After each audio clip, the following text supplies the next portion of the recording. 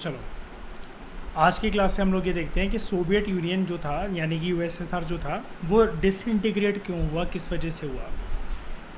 सबसे पहले एक उसी टोन में राइटर हमसे ये बोलता है कि ऐसा कैसे हो सकता है कि सेकंड मोस्ट इम्पॉर्टेंट और पावरफुल कंट्री जो वर्ल्ड में थी, ऑब्वियस ही बात है, बाइपोलैरिटी का मतलब दो पोल्स, दो कंट्री सबसे ज़्यादा स्ट्रॉन्ग, एक तरफ यूएसए और दूसरी तरफ यूएसएसआर।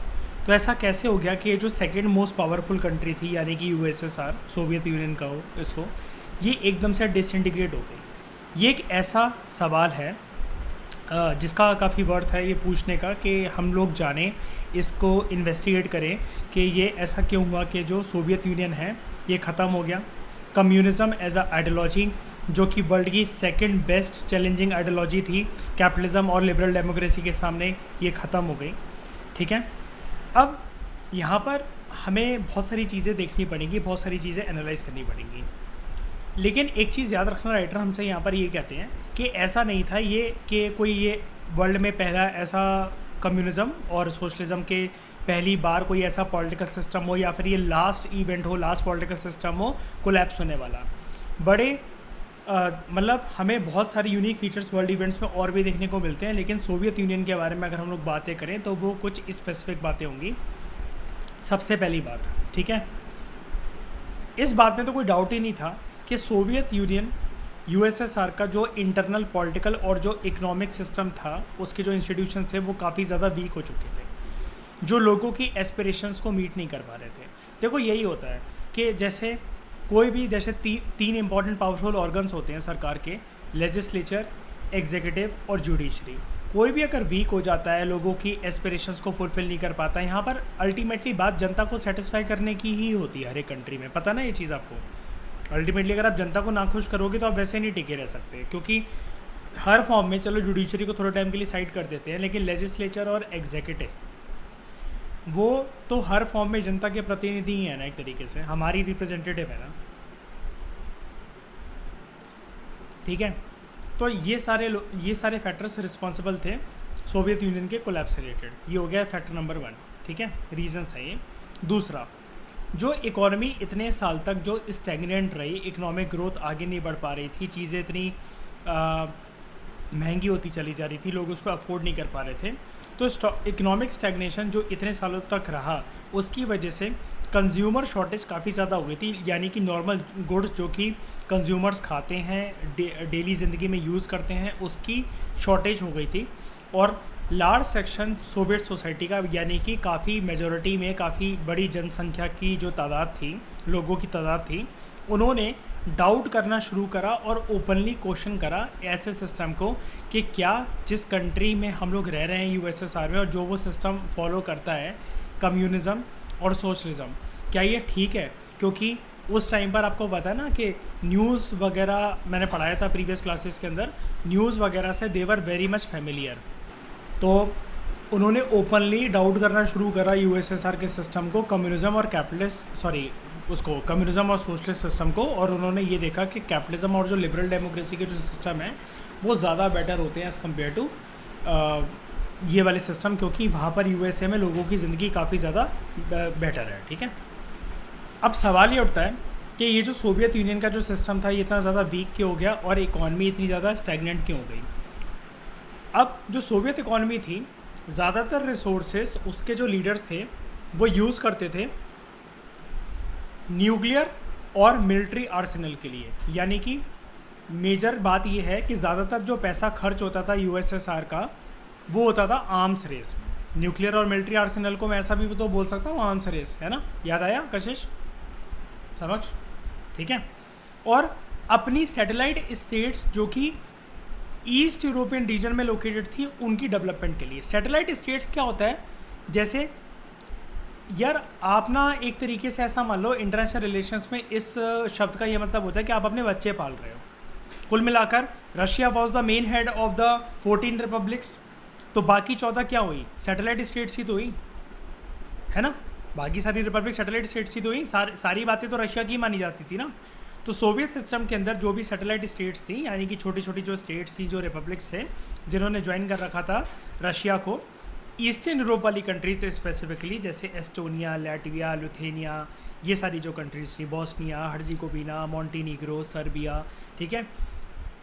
तो ये सारी 5 सेंट्रल एशियन रिपब्लिक्स यहाँ पर particularly Azerbaijan, Kazakhstan, Kyrgyzstan, Uzbekistan and Tajikistan, ये सारी जो सेंट्रल एशियन रिपब्लिक्स थी 5, ये पर्टिकुलरली सैटेलाइट स्टेट्स इनको कहा जाता है। ये क्वेश्चन आ सकता है कि नेम द सैटेलाइट स्टेट्स, तो आप क्रिस्टल क्लियर तौर पर, वैसे सैटेलाइट स्टेट सारी रिपब्लिक्स को कहा जाता है रशिया के अलावा, लेकिन एग्जामिनर समझेगा नहीं क्योंकि एनसीईआरटी से सीबीएसई के एग्जामिनर को रट्टाफिकेशन दिमाग में याद होती है।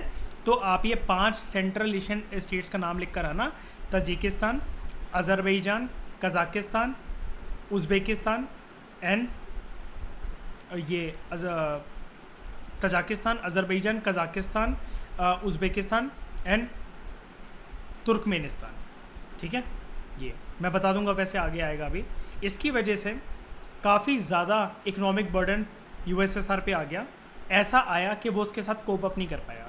सेम टाइम पे क्या हो रहा था, जनता को अभी तक ये यूएसएसआर की सरकार, रशिया की सरकार, दूसरे रिपब्लिक्स की सरकारें बेवकूफ़ समझती थी, लेकिन जनता अब नॉलेजेबल बन गई कि जो भी इकोनॉमिक एडवांसमेंट्स हो रही थी वेस्ट में, यानी कि यूएसए में और वेस्टर्न कंट्रीज़ में, उससे वो फैमिलियर बन गए with the development of news, with the development of media. इन सबको पता लगने लग गया कि वहाँ की लाइफ जो है लोगों की काफ़ी ज़्यादा बेटर है, ठीक है।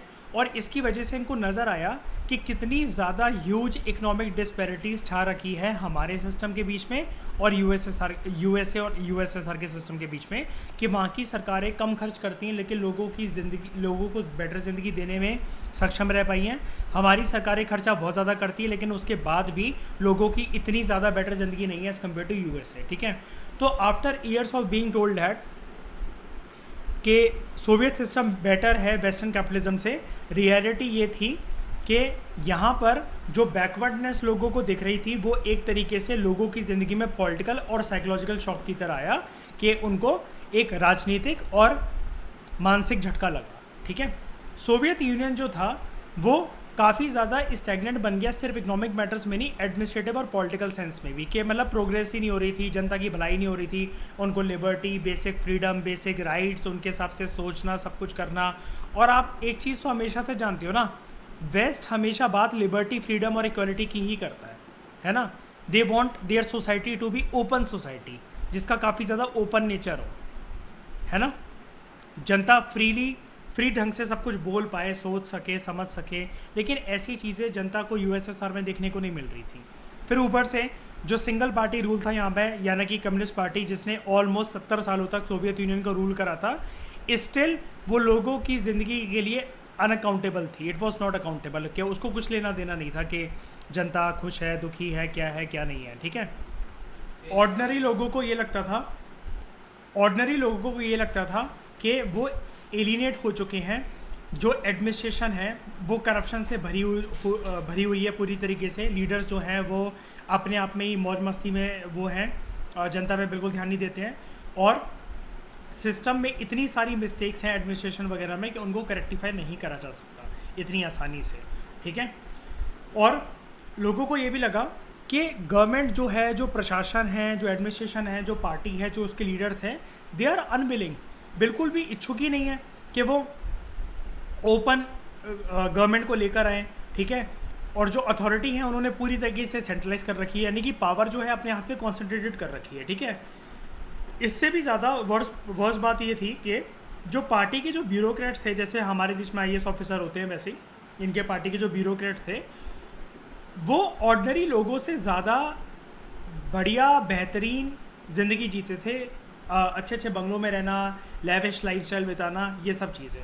तो लोग जो थे ना वो आइडेंटिफाई नहीं कर पा रहे थे अपने आप को सिस्टम से और रूलर से। देखो, जनता की आवाज़ होनी चाहिए उसके प्रतिनिधि में, यही तो एक मेन रूप होता है पॉलिटिकल सिस्टम का। लेकिन जब लोग आपके साथ एसोसिएट ही नहीं कर पाएंगे, आपने कुछ भी सवाल जवाब करा, आपका मर्डर हो गया, आप चुनोगे क्या ऐसी सरकार को दोबारा? बिल्कुल नहीं।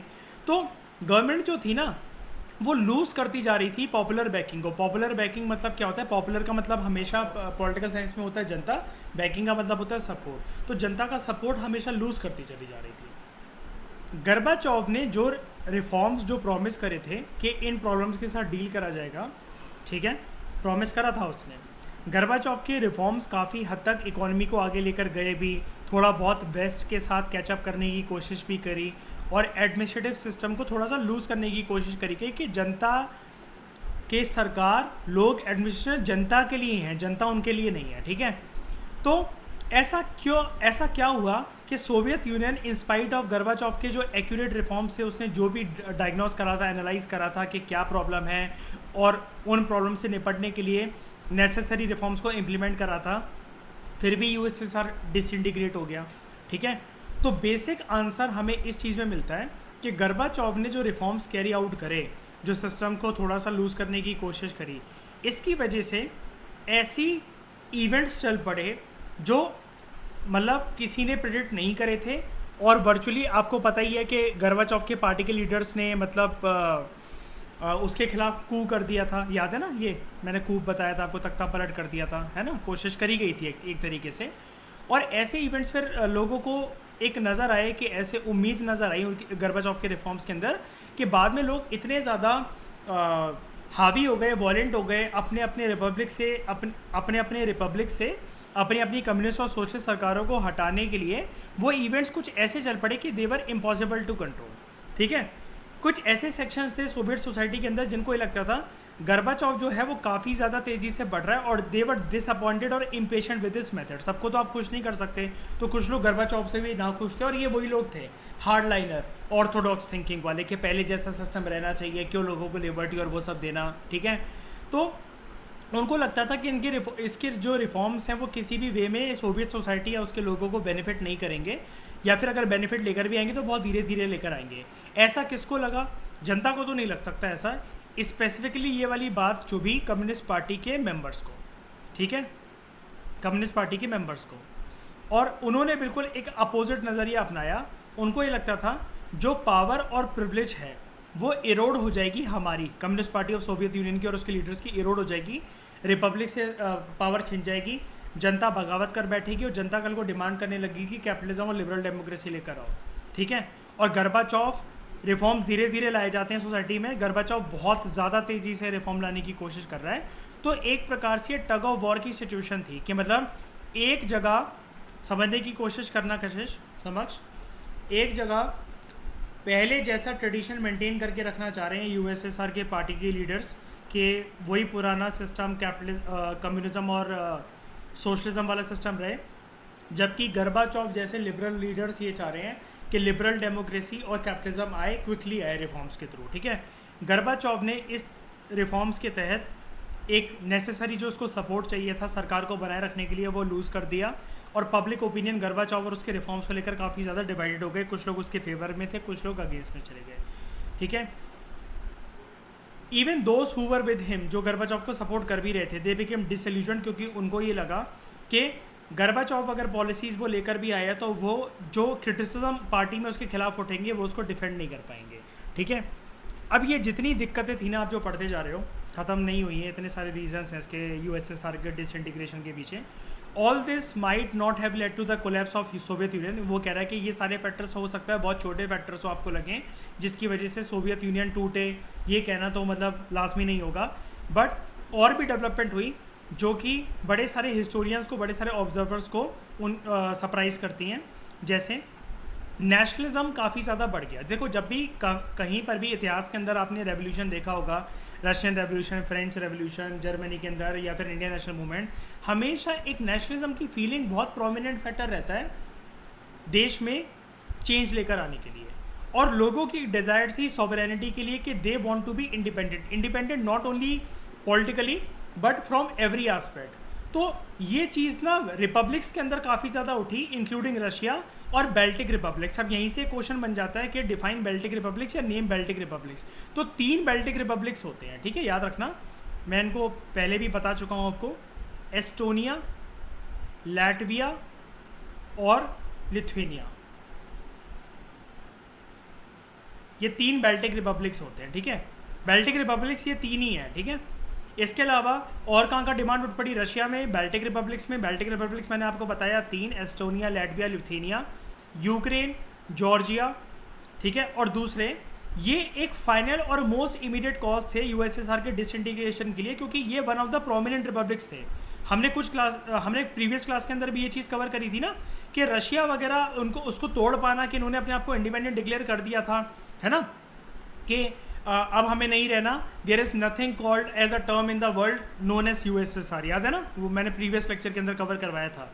तो अलग अलग व्यूज़ थे, कई लोग ये चाहते थे कि सोवियत यूनियन बंधा रहना चाहिए, कई लोग ये चाहते थे अभी ऐसे कोई चीज़ नहीं रहनी चाहिए, ठीक है। तो एक व्यू ये था कि जो नेशनलिस्ट अर्जेस और जो फीलिंग्स थी, यानी कि लोगों के अंदर जो देशभक्ति की भावना आ गई थी कि अब हमें ऐसे सिस्टम के साथ नहीं रहना, हमारा देश हमारे अकॉर्डिंग चलेगा, ना कि रूलर के अकॉर्डिंग चलेगा, ठीक है। ये चीज़ पूरे के पूरे सोवियत यूनियन के इतिहास में काफ़ी अच्छे से हमें दिखती है, ठीक है। और एंड वेदर और not the reforms had occurred there would have been an internal struggle within the Soviet Union. वो ये कह रहा है कि जब नेशनलिज्म की फीलिंग ही राइज हो गई थी तो गर्बाचोव अगर रिफॉर्म्स चाहे लेकर आता चाहे ना आता, फिर भी ये चीज़ें होनी थी, ये कह रहा है राइटर हमसे, ठीक है। तो कई लोग ये कहते हैं कि गर्बाचोव चाहे रिफॉर्म्स लेकर आता चाहे नहीं आता, इंटरनल प्रॉब्लम्स काफ़ी ज़्यादा थी, तो ये रिफॉर्म्स ये जो डिसइंटीग्रेशन था ये कभी ना कभी तो होना ही था। दूसरे ये मानते हैं कि गर्बाचोव की जो रिफॉर्म्स है इसकी वजह से जो नेशनलिस्ट डिससेटिस्फैक्शन था उसके अंदर स्पीड बढ़ गई काफ़ी ज़्यादा, इस पॉइंट तक कि उसको गवर्नमेंट और रूलर्स कंट्रोल ही नहीं कर सके। ये देखो 5वीं 6ठी बार लाइन आ रही है सेम सी, ठीक है। आयरॉनिकली कोल्ड वॉर के टाइम पर, ठीक है, ड्यूरिंग द कोल्ड वॉर काफ़ी लोगों को ये लगता था कि नेशनलिस्ट अनरेस्ट जो है ना वो सबसे ज़्यादा स्ट्रॉन्गेस्ट है सेंट्रल एशियन रिपब्लिक्स में, यानी कि अज़रबैजान, तजाकिस्तान, उज़्बेकिस्तान, तुर्कमेनिस्तान, यहाँ पर, ठीक है, क्योंकि वहाँ पर एथनिक और रिलीजियस डिफरेंसेस काफ़ी हैं एज़ कम्पेयर टू यूएसएसआर। वो मुस्लिम कंट्रीज़ हो गई ज़्यादा से ज़्यादा, आपको पता ही है ना, जो कि पूरे यूएसएसआर के नेचर से अलग है थोड़ा सा। यूएसएसआर ज़्यादातर कशिश क्या है, क्रिश्चियन है ना वो तो ज़्यादा से ज़्यादा, और ये जो अज़रबैजान, तजाकिस्तान, तुर्कमेनिस्तान, आपको पता ही ये सारी मुस्लिम कंट्रीज़ हैं। तो ये लगता था लोगों को कि रिलीजियस और एथनिक डिफरेंसेस के चलते उधर होनी चाहिए थी बगावत, लेकिन ऐसा नहीं हुआ। पूरे के पूरे यूएसएसआर के रिपब्लिक्स जो थे उनकी जनता जागरूक हो गई और दे डिमांडेड रिफॉर्म्स, ठीक है। तो लास्ट एस्पेक्ट इसका ये है, जैसी जैसी चीज़ें बढ़ी आगे तो जो नेशनलिस्ट डिससेटिस्फैक्शन था लोगों का सोवियत यूनियन के साथ कि उनको नहीं रहना, फाइनली उन्होंने ठान लिया था ये सरकारें, ये पॉलिटिकल सिस्टम, ये आइडियोलॉजीज़ उनको नहीं चाहिए, ठीक है। तो लोग वर वेरी स्ट्रांगली डिससेटिस्फाइड, ठीक है। और ये चीज़ें काफ़ी ज़्यादा स्ट्रॉन्ग तरीके से उठी यूरोप में, और जो प्रॉस्परस पार्ट था यूएसएसआर का, जैसे रशिया और बाल्टिक एरियाज, यूक्रेन, जॉर्जिया, इन सब में ऑर्डिनरी लोगों को ये लगा they feel alienated from central Asians और एक दूसरे से भी। तो कुल मिलाकर यहाँ पर जो वो है ना, अभी जो राइटर बात कर रहा था एथनिक और रिलीजियस डिफरेंसेस, लोगों को ये भी लगा कि हम थोड़ा सा उनसे अलग हैं, वो मुस्लिम रिलीजन इस्लाम को फॉलो करते हैं, हम क्रिश्चियनिटी को फॉलो करते हैं। मतलब आप एक चीज़ देख रहे हो, देयर मतलब ये पूरा डिस्कशन करने का मकसद ये था, there is not one prominent cause behind the disintegration of USSR, various factors work together जिसकी वजह से यूएसएसआर डिसइंटीग्रेट हुआ। अब मैं आपको काफ़ी टाइम से एक चीज़ पढ़ाते जा रहा हूँ, गर्बाचोव की पॉलिसी। तो क्या थी वो गर्बाचोव की पॉलिसी? तो एक बारी पेज नंबर 22 की तरफ गर्बाचोव का पैराग्राफ वो देखो, बॉक्स देखो, मिखेल गर्बाचोव, ये रहा, ये है वो पर्सन मिखेल गर्बाचोव जो कि रिफॉर्म्स लेकर आया था।